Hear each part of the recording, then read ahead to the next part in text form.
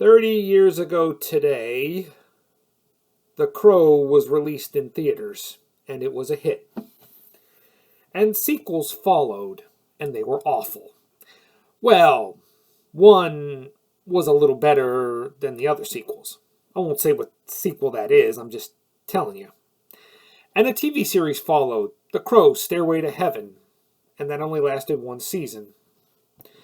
And now a remake is here, and it's going to star Bill Skarsgård as Eric Draven. Yes, that Bill Skarsgård, Pennywise from It. And I heard a remake was tossed around for years. And they went through so many actors who were interested, like Luke Evans and Jason Momoa or Bradley Cooper. But they finally went with Bill Skarsgård. And will he be as good as Brandon Lee? Well, I can't really answer that because the movie's not out yet. So I'll answer that when the movie finally comes out. But I'm here to talk about this film that I'm actually surprised when I first saw the trailer for it, because I didn't think it would ever be released. Because Brandon Lee was tragically killed during the filming of this movie. And they decided to release it because they knew that's what Brandon would have wanted, because he was a big fan of the graphic novel and he had big belief in the project. So what did they do to comprehend it? They used a body double, same height, same build as Brandon, and from what I hear was also good friends with Brandon. So half the time when I'm watching that, I could tell myself Brandon, not Brandon. It's based on the graphic novel by James O'Barr. The story of Eric Draven. He and his fiancée are tragically killed by a gang led by T-Bird, played by David Patrick Kelly.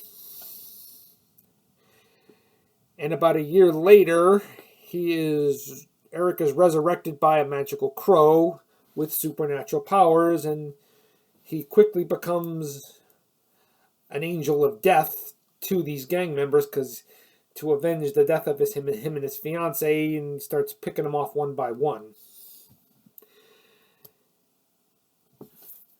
Okay, Brandon Lee's performance is great. I mean, he could take all these corny lines that could be considered corny, and he makes them sound pretty poetic as he does. It's great, and at the same time it's haunting because, he died during the filming. All the other cast members do pretty well, like Rochelle Davis as Sarah, the young girl who Eric and Shelley took under their wing. She's great too. I don't think she's done as much, but she was great in the film. I gotta say, for a child actress, she has an ability that defines her years. And Ernie Hudson as Albrecht, a cop who establishes a rapport with Draven. I mean, he's great too. It was tragic for him because he also grew to like Brandon. And let's not forget Michael Wincott as Top Dollar. I mean, as the crime boss. I mean, he is so good with his raspy voice and his just presence about him.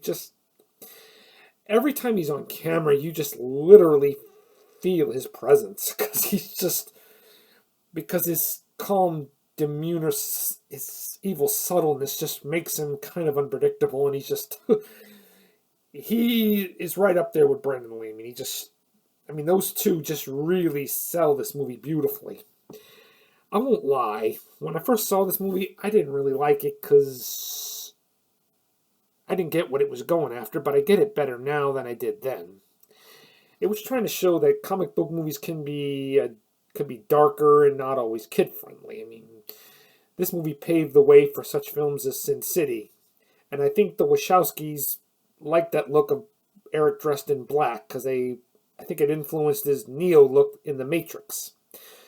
So The Crow is a classic.